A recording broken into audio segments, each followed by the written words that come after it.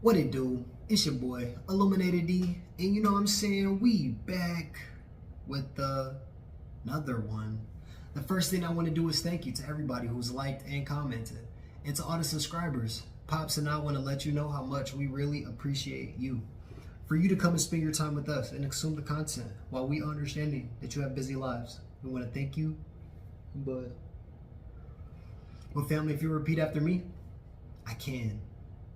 I have, I will, I done, I did, I do, it is. Amen. So family, I just wanted to come and talk to you all and let you know that right now, there's so much going on in the world and it just seems like everything is just up in the air. I know everybody's probably wondering, like nobody knows what's really going on, right? Because a lot of times we're not doing the research. But I want to let you know something. I want to let you know, and I want to let this season in your spirit. Nobody ever told us that life was going to be hard. You know, a lot of times when we were kids, our parents really shielded us from the daily trials and tribulations. Like, you know, I can only imagine like how I feel at 30 and me wanting to be the best individual of myself and seeing that it's not easy to always be the best individual of yourself. It can be, but it's a mental choice, it's a mindset. But I often wonder to myself, and I would be like, man, I know how I feel wanting to get multiple properties, wanting to scale, wanting to elevate, wanting to go to the gym every single day. Man, it was so easy when I was like 19, and then I got more responsibility and I seen that it just wasn't as easy even inside of the routine, just depending on how much work you have to put in throughout the day. And that's a whole nother subject, but I often think like when we were kids and we were all growing up, our parents shielded us from a lot of the pain. We never got to see them break down in tears where they sat in their corner and they had to break down and they had to stress and worry about how they're gonna make it happen. You know, I like to go back and I talk to most of my family and you know, they never gave me those subtle details, but they would give me the overall picture. And I can imagine when in those times, like that things weren't always easy. You know, the funny part is that they said that the generational wealth, like they said millennials and, you know, the generation after us, they won't be able to get the same opportunities that the baby boomers and Generation X had, because they said that they were the wealthiest individuals, and that a lot of times in our scenario is that things are just so expensive, inflation, and that people just aren't going to be able to have the same opportunities. And to hear that, it's a sad reality. It's a sad reality. I don't even want to say that I've made it. I want to say that I'm like on the brink of making it. But even in it all, it's like a very thin line. You know what I'm saying? And I think the truth of it is that when we all come up, the first thing that everybody says is like, hey, what do you want to be? What kind of job do you want to have? You know, and I came to a point, right? I came to a realization at the beginning when I was like living in my bliss, and I like to say living in my fairy tale, was like when I was in school and I got to see my friends every day and I got to spend time and kick it on the block and catch a vibe, right? Sip and come in, God knows, hours of the night. Then right, I graduate, right? I wasn't able to just do whatever I want. Don't believe that. So, but I did have like more freedom, right? Then it came to a point where I turned 18 through like 25. 18 through 25, it was like me exploring and just kind of learning who I was. Not even fully understanding, you know what I'm saying? Because we develop every single day, but I have a point to this. So 18 through 25, I was really looking at it like, you know, I'm just exploring at this point. 25 through 28, I was starting to tap into something different, starting to look at different investments. I got my first property when I was 26. I was 26, going on 27. So I got my first property at 26, going on 27. But in doing that, once I left, because I only lived in one apartment. So, you know what I'm saying? I have a career. So they put me in like a dorm room. Then I went straight from the dorm room straight to an apartment. I would lived in one apartment. Then I bought my first property. And I was only in the apartment for a year. So now, because I started looking at it like, it was a couple of things that I just didn't like. I didn't really like people walking over my head. I didn't like hearing my neighbors 24/7. I didn't like the fact that people could just ding my car whenever they wanted and I would never know who it was, because if they left before me, I never got to actually see it. So I said, you know, I want a little bit more privacy. I want to be able to, you know, not just be disturbed by my neighbors. And I don't want to disturb my neighbors.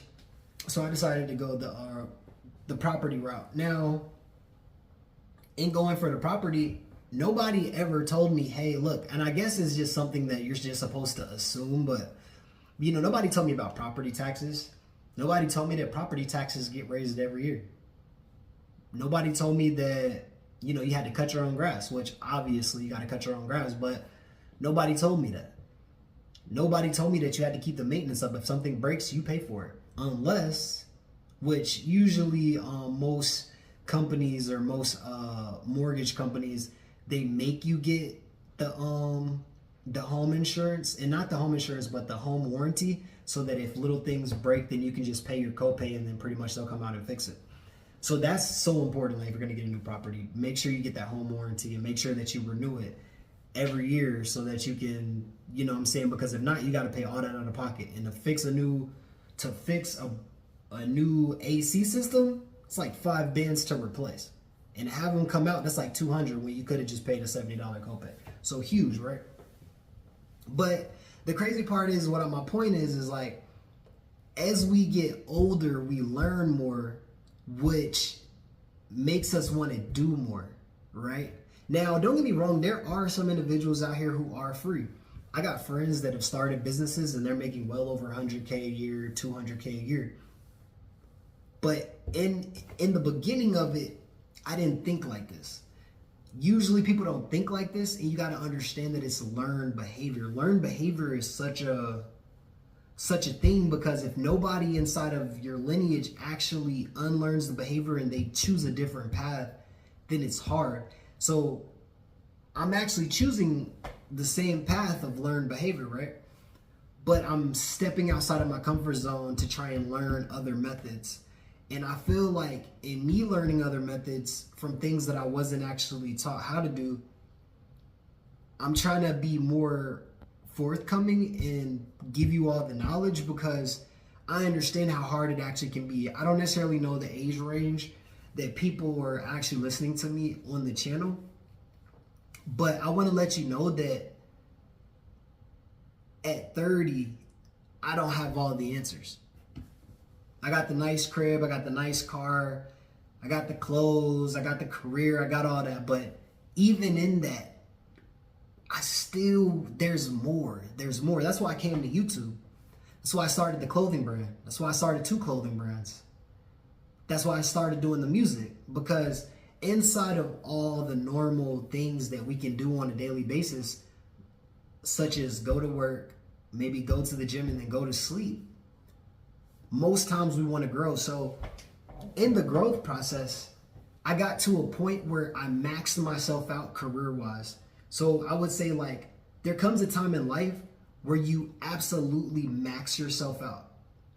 And when I say max yourself out, that means that you're utilizing every single resource that you possibly could use. And then now you're stuck at a ratio of paying your bills and then going to work, right?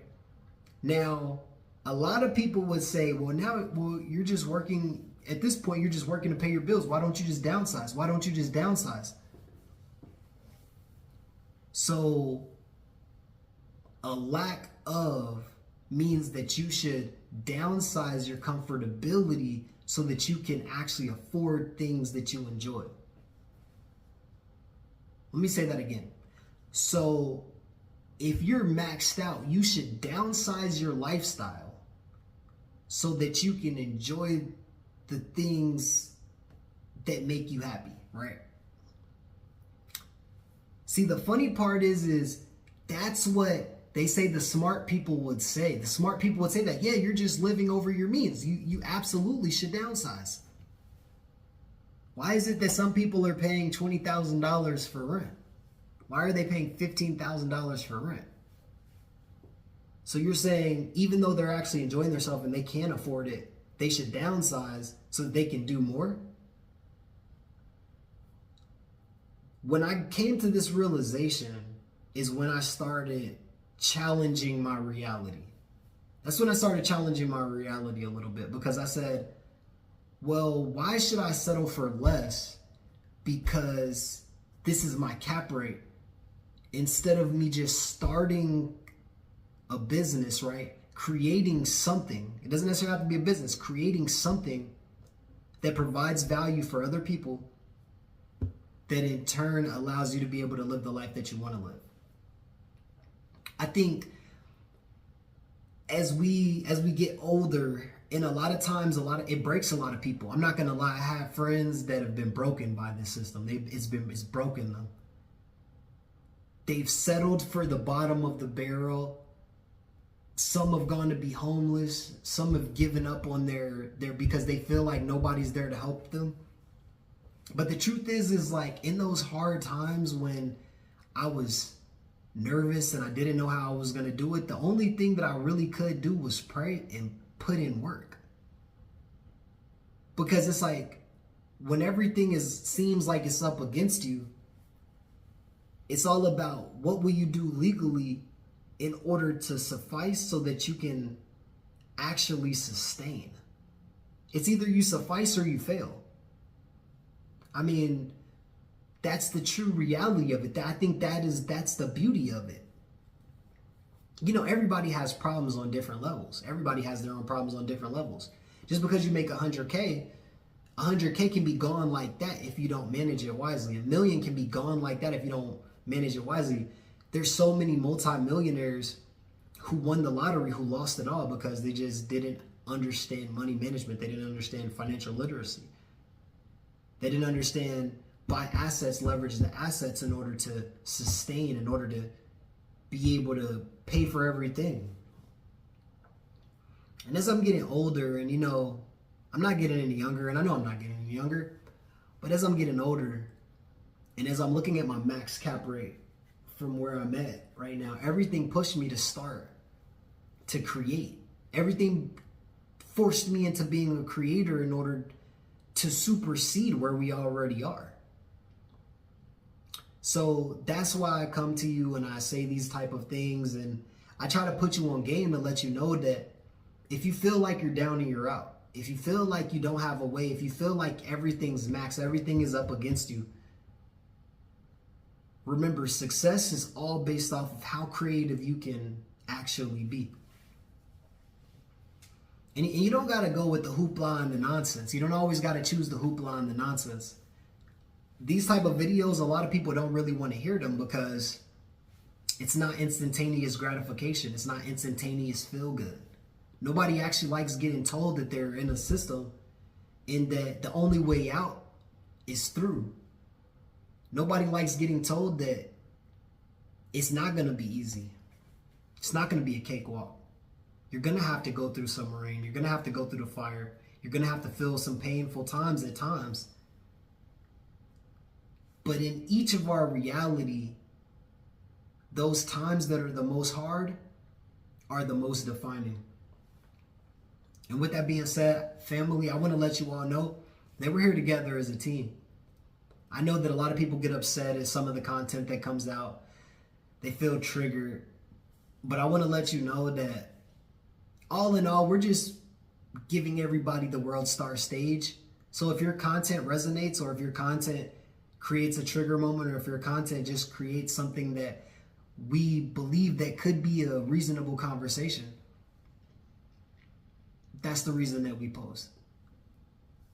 I was really sitting here and I didn't even know what to say, honestly, but I did start thinking about my family, and I started thinking about a lot of my friends, and started looking at their circumstance and saying, wow, when I was growing up, I never actually seen my parents cry. I never actually seen them show the hard time. But the truth of it is they told me stories that it was so hard. You know, a lot of our parents, right, our grandparents got homes way back when that are worth so much bread, right? But even back then it was hard. They didn't have ChatGPT. They didn't have the same education that we have. They didn't have instantaneous knowledge. All they had was maps, books, and hopefully a good connection. So with that being said, family, let's all come together.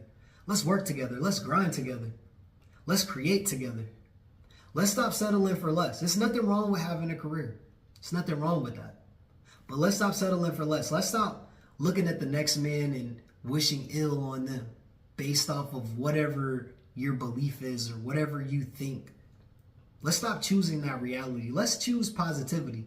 Until the cards are on their face and until that is on paper, let's be lit together. Let's be the greatest individuals that we possibly can be.